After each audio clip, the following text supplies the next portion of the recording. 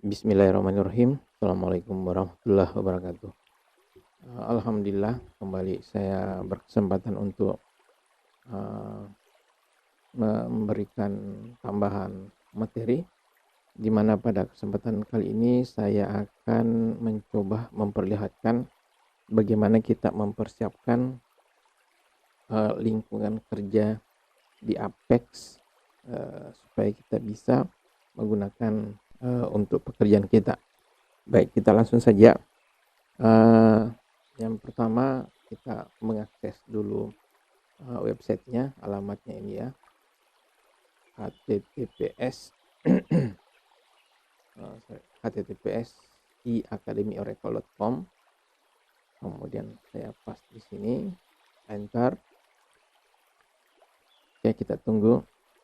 Oke, nah untuk ketika pertama kali kita mendapatkan username dan password, kita masukkan workspace-nya. Jadi ketika Anda mendapatkan akun itu, Anda akan diberi workspace, kemudian workspace, kemudian username dengan password.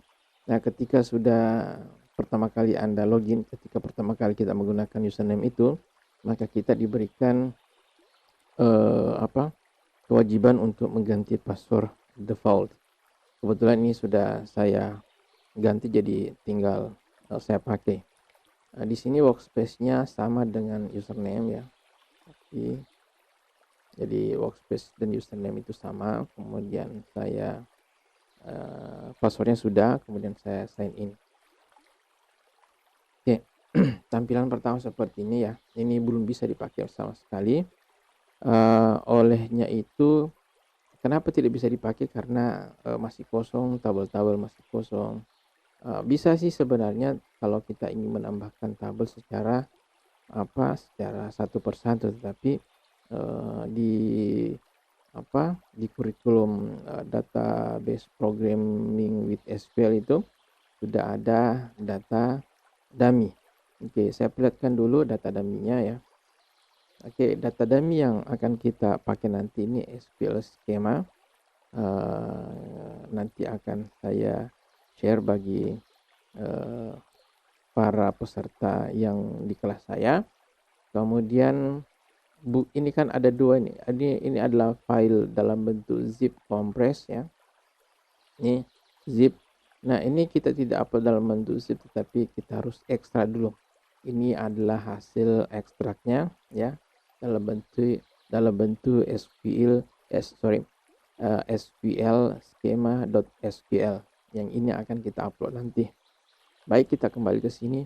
Nah, di sini ada beberapa menu. Pertama, application builder.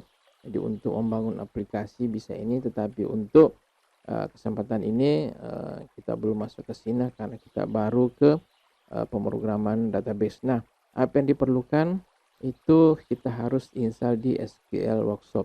Jadi kita klik SQL Workshop ya. Kemudian ini SQL script. Saya klik ini. Ya, nanti diikuti saja langkahnya. Baik, di sini muncul sebuah window dengan beberapa tombol. Nah, yang kita akan lakukan adalah mengupload script. Maka kita pilih upload ya.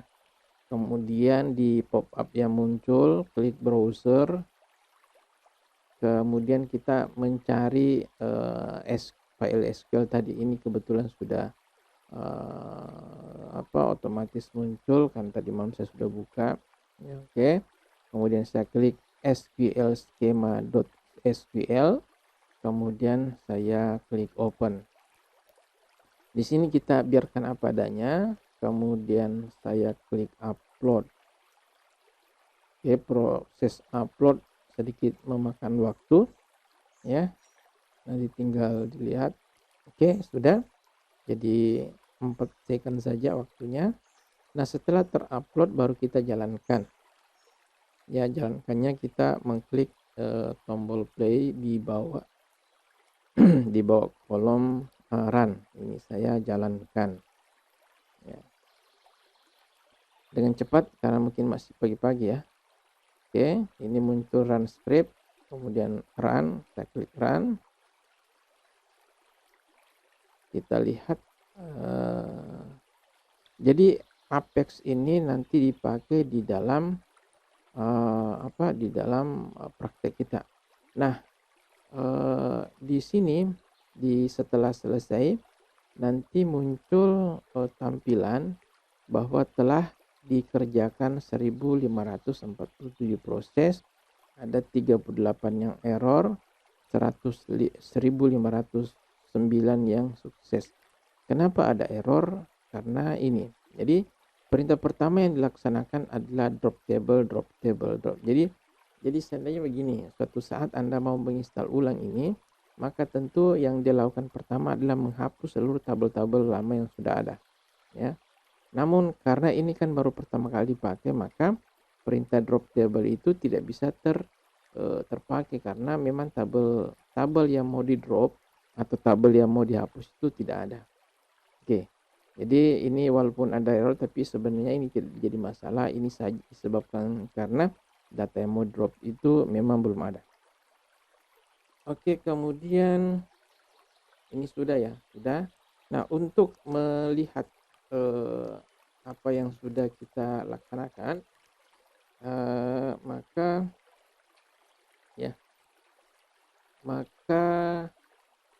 di sini, oke. Maka di sini kita bisa melanjutkan ya dengan mengecek. Ini kan sudah terinstall, berarti sudah bisa dipakai. Kemudian saya klik SQL Workshop ulang ya. Kemudian untuk melihat apa yang sudah terinstall, apa yang sudah masuk, saya klik objek browser ya. Nah, apa yang ada di objek browser ini yaitu kembali ya, saya perlihatkan di sini ada tabel, kemudian view, index dan sebagainya. Tetapi yang akan kita pakai di sini untuk lihat dulu adalah tabel. Nah, kita melihat atau kemarin kita sering menggunakan tabel employee, tabel departemen. Kita lihat apa sih isinya ini ya. Ini tabel employee. Ya. Dia sementara buka tabel employee. Jadi tabel employee itu ada employee ID, first name, last name dan seterusnya. Itu struktur tabel yang jadi kita di sini bisa melihat struktur tabel yang sudah ada. Data juga ada, bisa lihat di sini ya. Data dari tabel employee ya, Stephen King, Kochar ya, kemarin sempat disinggung nama-nama ini. Untuk tabel departemen, mana dia? Ya, oh ini di atas ya. Ini tabel departemen sering kita pakai sebagai contoh. Jadi ada departemen ID, departemen name, manager ID, location ID ya. Sedangkan ini isinya ya, isi dari tabelnya, strukturnya ini, struktur datanya seperti ini. Ini adalah cara untuk melihat data yang sudah ada. Nah, sekarang bagaimana kalau kita mau melakukan perintah-perintah SQL? Ya, itu letaknya tetap di SQL Workshop, kita klik, kemudian di SQL Command ya, ini kita klik. Oke, nah disinilah tempat kita melakukan perintah.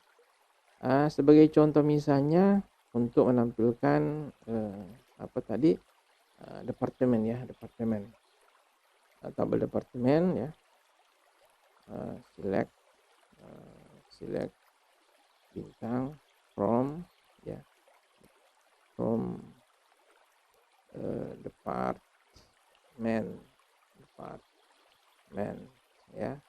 Oke, setelah kita klik perintahnya, kita klik atau kita jalankan dengan mengklik run. Nah, hasilnya ada di bawah sini ya. Hasilnya ada di bawah sini, kita bisa geser ke atas untuk melihat hasilnya. Bagaimana kalau kita ingin melakukan perintah selanjutnya? Tinggal diketik bagian bawahnya, misalnya kita ingin melihat departemen yang berada di lokasi 1700 ya. Ini misalnya ya, ada location ID 1700. Berarti kita bisa berikan perintah select bintang home department where location underscore ID sama dengan 1700. Saran. Maaf ya. Ini karena di sini ada dua. Oke, di sini ada dua Ada dua statement, maka untuk menjalankannya kita harus blok ya. Misalnya kalau ini kita jalankan, kita harus blok ini baru run. Oke, maka muncullah tabel departemen di mana location ID-nya adalah 1700. Jadi itu mungkin perbedaan ya, salah satu perbedaan antara Apex dengan PHP MyAdmin. Jadi di sini kita bisa seluruh pekerjaan kita misalnya hari ini bisa muncul di sini semua. Ya, perintah-perintah yang kita lakukan, yang kita kerjakan itu bisa muncul di sini semua, tidak hilang. Dan untuk menjalankannya kembali tinggal blok seperti ini baru kita run ya. Kemudian hal lain yang cukup berbeda adalah kalau kita sudah mengerjakan perintah-perintah di sini, maka perintah itu kita bisa simpan untuk dijalankan kembali keesokan harinya ya. Misalnya ini saya simpan ya dengan nama tutorial. Oke, simpan dengan nama tutorial. Nah, nanti dia muncul di sebelah bawah sini. Ini adalah SQL yang disimpan ya. Ini SQL yang disimpan. Dan kalau mau menjalankannya nanti bisa dijalankan ulang ya. Misalnya di sini sudah tidak ada ya. Seperti ini. Kita mau jalankan, tinggal klik ini ya. Nah, nanti setelah klik namanya, maka perintah-perintah yang kita pernah jalankan sudah muncul kembali di sini. Dan untuk menjalankan atau mengeksekusi perintah tersebut, tinggal klik seperti ini, kemudian kita run. Nah, seperti itu kira-kira bagaimana penggunaan Apex ya. Saya kira itu ya, mudah-mudahan bisa dimengerti. Silakan dicoba Apex-nya dengan menggunakan akun workspace dengan username yang sudah dibagikan masing-masing, serta mengupload SQL skema ke akunnya masing-masing. Saya kira cukup. Wabillahi taufiq wal hidayah. Wassalamualaikum warahmatullahi wabarakatuh.